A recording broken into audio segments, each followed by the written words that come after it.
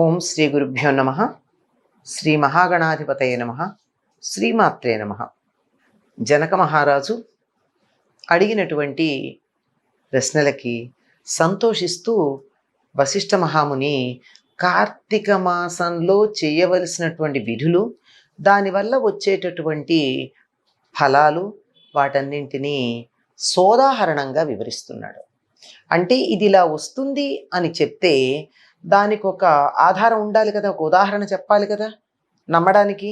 వాటికి చెప్తూ కార్తీక మాసంలో అన్ని దానాలతో పాటు, అన్ని దానాలు ఫలవంతమే, సాలగ్రామ దానం గురించి కూడా చెప్పాడు. వాటితో పాటు కన్యాదానం కూడా చేస్తే పితృదేవతలు సంతోషిస్తారు. అంతకుముందు కాలంలో ఎవరైనా సరే పితృదేవతలు అంతకుముందు వీళ్ళ వంశంలో ఇంతకుముందు తరాలలో ఎవరన్నా నరకంలో ఉంటే కూడా వాళ్ళు ఉద్ధరించబడతారు అని చెప్పి కన్యాదానం చేసే అదృష్టం అందరికీ లభ్యం కావచ్చు, కొంతమందికి కాకపోవచ్చు. ఎందుకంటే ఆడపిల్లలు ఉండొచ్చు, ఉండకపోవచ్చు. ఆడపిల్లలు ఉంటే కన్యాదానం చేయాలి, ఆడపిల్లలు లేకపోతే కూడా వారిని దత్తత తీసుకునైనా కన్యాదానం చేయొచ్చు.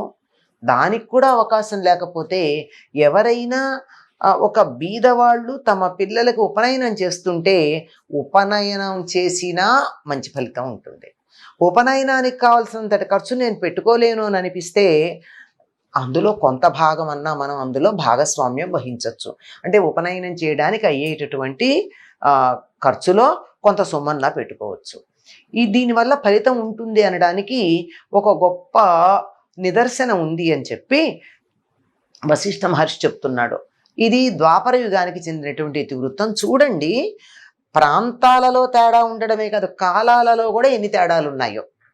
ఇది వంగదేశంలో ద్వాపర యుగంలో జరిగినటువంటిది.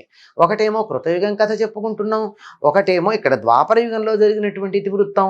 ఇది వంగదేశం. వంగదేశం అంటే ప్రస్తుతం ఉన్నటువంటి బెంగాల్. అక్కడ జరిగినటువంటిది. అక్కడ సువీరుడు అనే పేరున్నటువంటి ఒక రాజు పరిపాలన చేస్తూ ఉండేవాడట. ఆయన కొంతకాలానికి శత్రువులు ఆయన్ని జయిస్తే భార్యను తీసుకుని నర్మదా నదీ తీరానికి వెళ్ళిపోయి ఏదో అక్కడ ఆకులు, అలములు, పళ్ళు, కందమూలాలు తింటూ కాలం గడుపుతూ ఉన్నాడు.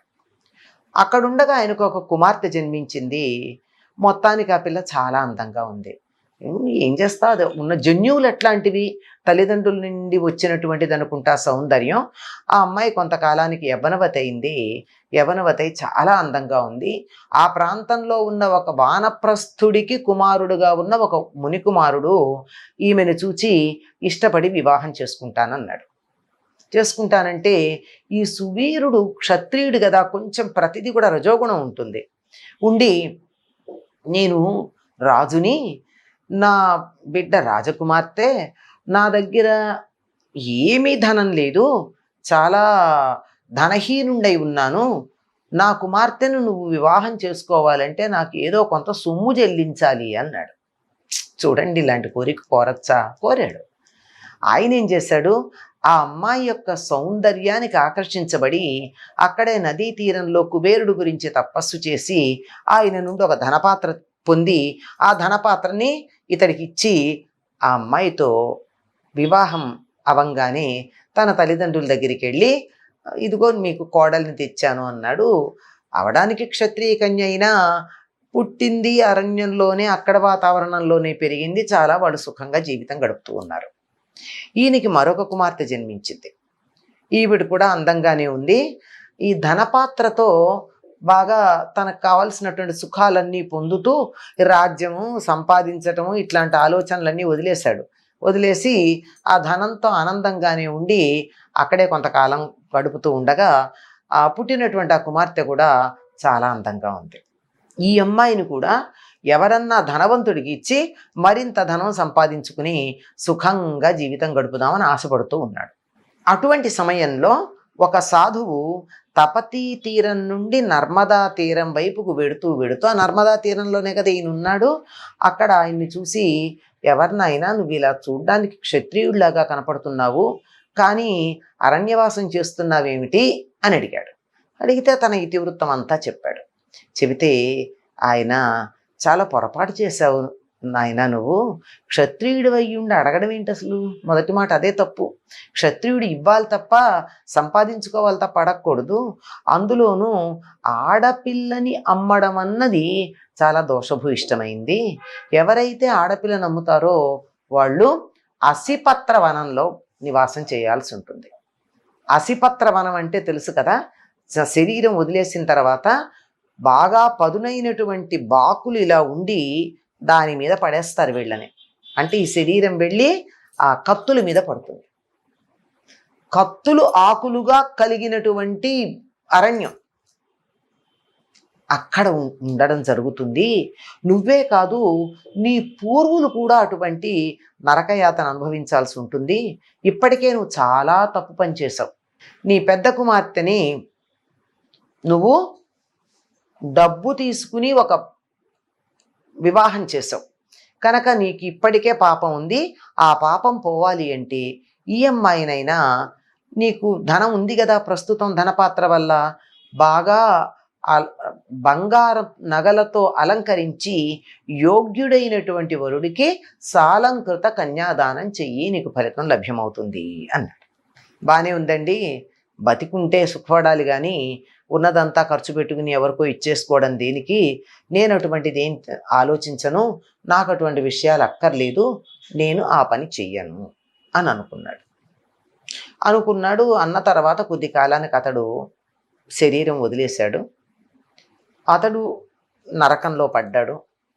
నరకంలో పడిన తరువాత అతడి సంగతి అట్లా ఉంచి నరకయాతన అనుభవిస్తూ ఉంటే, అప్పటి వరకు ఈయన వంశంలో ఒక పూర్వుడైనటువంటి ఒక ఆయన స్వర్గలోకంలో స్వర్గ సుఖాలు అనుభవిస్తూ ఉన్నాడు. ఆయన ఎంత బాగా ధర్మ పరిపాలన చేశాడంటే పేరుకు తగినట్టుగా చేశాడు. ఆయన పేరు శృతకీర్తి. ఆయన కీర్తి అన్ని లోకాలకి వ్యాప్తి చెంది ఉండేది. అటువంటి ఆయన ఇతడు చేసినటువంటి పని వల్ల స్వర్గలోకంలో నుండి చ్యుతుడై నరకానికి వచ్చాడు. యమభటులు తీసుకొచ్చి నరకంలో పెట్టారు. ఈయన ఇంతకుముందు ధర్మ మార్గంలో ఉన్నాడు, స్వర్గలోకంలో ఉండగలిగినటువంటి అధికారం కలిగినటువంటి స్థితిలో ఉన్నాడు గనక అక్కడికి వచ్చిన తరువాత యమధర్మరాజుతో నేరుగా మాట్లాడాడు. నేను తెలిసి ఏ ఒక్క దోషం చేయలేదు, ఒక్క పాపం కూడా చేయలేదు, ఇతరులకి సహాయం చేశానే తప్ప ఎవరికి హాని కలిగించలేదు నేను. అటువంటి నన్ను నరకానికి ఎందుకు తీసుకొచ్చారు? నరకానికి రావాలంటే నేనేదో ఒక దోషం చేసి ఉండాలి కదా, ఏ దోషం చేశానో చెప్పవలసింది అన్నాడు. అంటే యముడప్పుడు జరిగినటువంటి విషయం చెప్పాడు. నీ వంశంలో ఒకడు ఆడపిల్లని అమ్ముకున్నాడు, ఇంకొక అమ్మాయిని అమ్మడానికి సిద్ధపడ్డాడు. పైగా అతడి మీద దయతలచి, ఎందుకు దయతలుస్తారండి? వాళ్ళ వంశంలో మిగిలిన వాళ్ళందరూ గొప్పవాళ్ళు గనక ఒకడు చెడ్డవాడైనా దుష్ప్రవర్తనలో ఉన్న అతడొక్కడు చెడు మార్గంలో ఉంటే పూర్వులు కూడా నరకానికి పెడతారు గనక వాణ్ణి ఉద్ధరించాలి అనేటటువంటి ఉద్దేశంతో వచ్చి చెప్తారు. అలా చెప్తే కూడా మాట వినలేదు, అతడు నరకయాతన అనుభవిస్తున్నాడు. ఇది జరిగింది అంటే నాకు దీని నుంచి విముక్తి కలిగే మార్గం చెప్పమంటే అప్పుడు ఈ శృతకీర్తి జీవించి ఉండగా ఎన్నో సత్కార్యాలు చేసి ఉన్నటువంటి కారణంగా నేను నీకు నీ శరీరాన్ని కల్పిస్తా. వెళ్ళి సువీరుడి, నీ వంశంలో ఎవరైతే ఈ దోషం చేశారో అతడి ఇంకొక కుమార్తె ఉన్నది, ఇంకా వివాహం కాకుండా, ఆ పిల్లకి వివాహం చేయకుండానే ఇతడి శరీరం వదిలాడు. నువ్వు వెళ్ళి ఆ అమ్మాయిని ఎవరైనా యోగ్యుడైనటువంటి వరుడికి సాలంకృత కన్యాదానం గనక చేసినట్టయితే నీకు వచ్చినటువంటి ఈ నరక యాతన తప్పుతుంది అన్నాడు. అంటే యముడు ఎంత దయామయుడో చూడండి. అంటే తప్పు చేసినటువంటి వారికి సరిదిద్దుకునేటటువంటి అవకాశం ఇచ్చేటటువంటి ఒక గొప్ప పద్ధతి. వెంటనే ఆయన శరీరాన్ని ధరించి ఆ నర్మదా నదీ తీరానికి వచ్చి ఆ సువీరుడి భార్యని, వారి యొక్క రెండవ కుమార్తెని చూసి వారితో తనని గురించి పరిచయం చేసుకుని జరిగినటువంటి విషయం అంతా చెబితే ఆవిడ కూడా అంగీకరించింది. అప్పటికే వయసు పెద్దదైంది, తాను కూడా తన భర్తలాగా కొద్ది కాలంలో శరీరం వదులుతుంది, వదిలిన తర్వాత నరకానికి వెళ్ళడం దేనికి, ఉద్ధరించబడేటటువంటి మార్గం ఉంది కదా అని అంగీకరించింది ఈ శృతకీర్తి.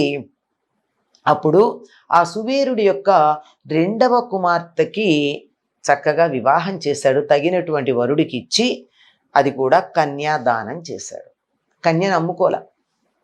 దాంతో ఈ ఈ బాలిక సుఖమైనటువంటి జీవనం గడపడమే కాకుండా శృతకీర్తి, సువీరుడు శరీరం వదిలిన తరువాత ఈ సువీరుడి యొక్క భార్య వీరందరూ కూడా ఉత్తమ లోకాలకి వెళ్ళడం జరిగింది అని ఈ విషయం జనక మహారాజుకు వశిష్ఠుల వారు తెలియచెప్పారు. ఇక్కడ 2 సందర్భాలలో మనకు ఆడపిల్లలు నమ్ముకోవడం గురించి చెప్పడం జరిగింది. ఇంతకు ముందు కూడా ఆడపిల్లల్ని అమ్మితే పాపం వస్తుంది అని చెప్పి ఆ బాహ్లికుడి యొక్క కథలో కూడా చెప్పడం జరిగింది. అతడు ఆడపిల్లలను ఎలుక దీపం వెలిగించిన కథ ఒకటి ఉంది కదా. కొండెక్కినటువంటి దీపాన్ని ఎలుక అలా పట్టుకెడుతూ ఉంటే దానంతట అది వెలిగిన సందర్భంలో బాహ్లికుడు అనేటటువంటి పూర్వజన్మ వాడిది అని చెప్పాము.